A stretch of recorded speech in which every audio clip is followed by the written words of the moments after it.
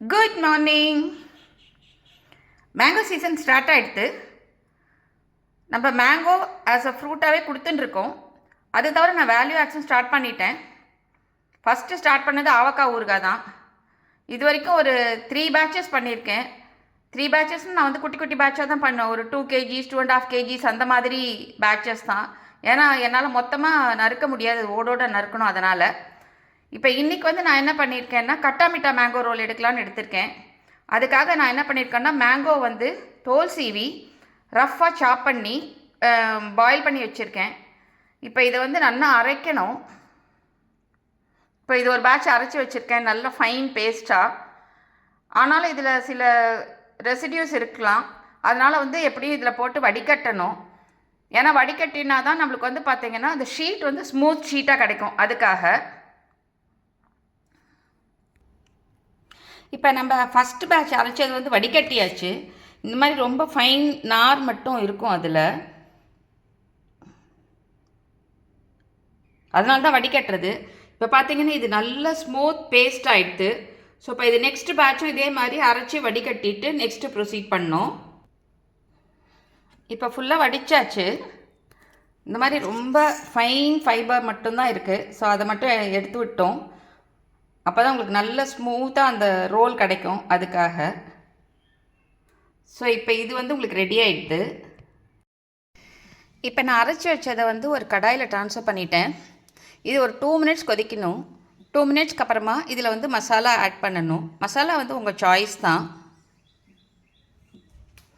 நான் வந்து இதில் வந்து salt, pepper powder, jeera powder, chilli powder எடுத்து வச்சுருக்கேன். நீங்கள் வேணும்னா வந்து கரம் மசாலா ஆட் பண்ணலாம், சாட் மசாலா ஆட் பண்ணிக்கலாம்.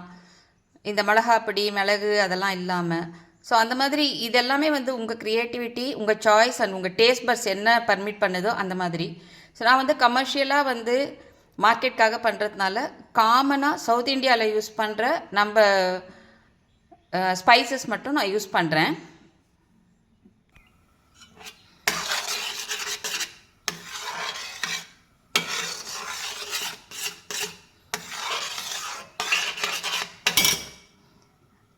இப்போ நான் ஸ்டவ் ஏற்றியாச்சு. இது ஒரு 2 மினிட்ஸ் கொதிக்கணும்.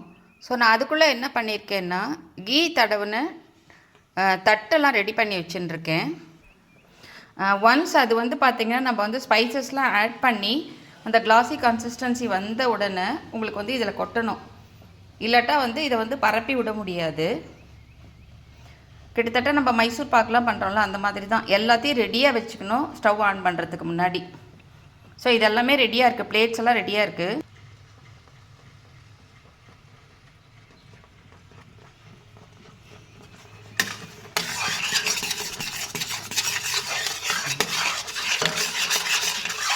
கைவிடாமல் கலரணும், இல்லாட்டா அடி பிடிச்சிடும். அடி பிடிச்சிச்சுன்னா அந்த டேஸ்ட்டே மாறிடும்.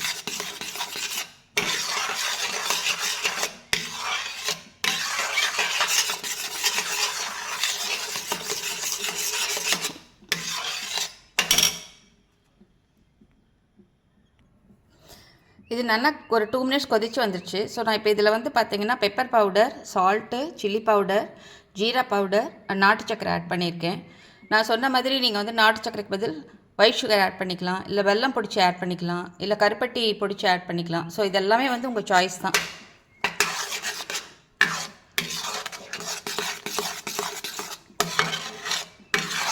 இப்போ இதை சிம்லேயே வச்சு நல்லா கலரிண்டே இருக்கணும்.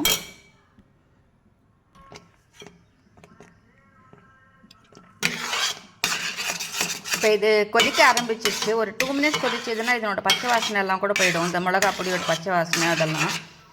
பெப்பர் ஜீராலாம் பிரச்சனை இல்லை, ஏன்னா அதெல்லாம் வறுத்து பொடிச்சு வச்ச பொடிங்க தான்.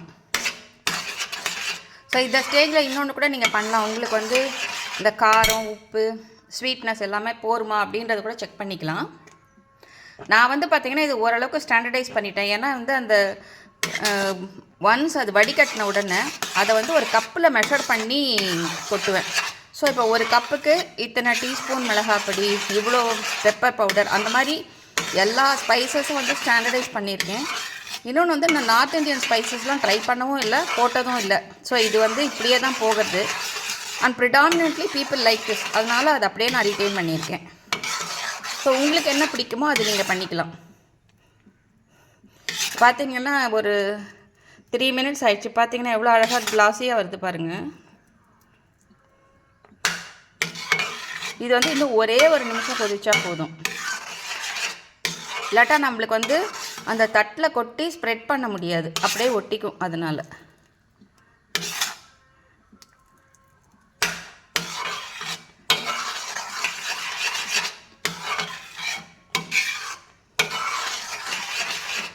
இது வந்து பார்த்திங்கன்னா இந்த மாங்காய் நான் வந்து யூஸ்வலாக ஒட்டு மாங்காய் தான் ஆட் பண்ணுவேன்.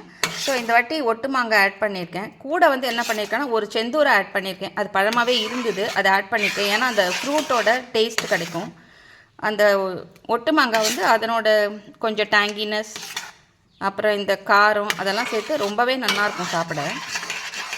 இன்னொன்று வந்து ஷெல்ஃப் லைஃபு, இதை வந்து நம்ம கைப்படாமல் மாய்ஸ்சர் ஃப்ரீயாக வச்சுருந்தோம்னா ஒரு 3-4 months கூட தாராளமாக வச்சுருக்கலாம். நான்லாம் இன்ஃபேக்ட் அதை தாண்டி கூட நான் வச்சுட்டு இருந்திருக்கேன்.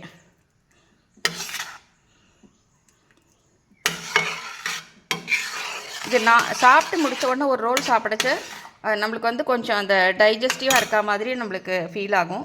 பிகாஸ் இதில் இருக்கிற ஸ்பைசஸ்ஸு, அந்த மேங்கோவோட புளிப்பு அதெல்லாம் வந்து நம்மளுக்கு அதை கொடுக்கும். அவ்வளோதான். இப்போ வந்து உங்களுக்கு வந்து பார்த்திங்கன்னா நல்லா அந்த கிளாஸி கன்சிஸ்டன்சி வந்துடுது. பார்த்திங்கன்னா இந்த பபுளாக வர ஆரம்பிச்சிடுச்சு. அவ்வளோதான். இதோட நம்ம இறக்கி அந்த தட்டில் வந்து ஸ்ப்ரெட் பண்ணி விட வேண்டியது தான். இந்த மாதிரி எல்லா பிளேட்லேயும் கொட்டி வச்சாச்சு. ஒரு 4 plate பக்கம் வந்திருக்கு. இது ஒரு 2 days ஆகும் காயறதுக்கு. நல்லா காஞ்சி எடுத்துகிட்டு ரோல் பண்ண பிறகு நான் ஒரு அப்டேட் கொடுக்குறேன். தேங்க்யூ.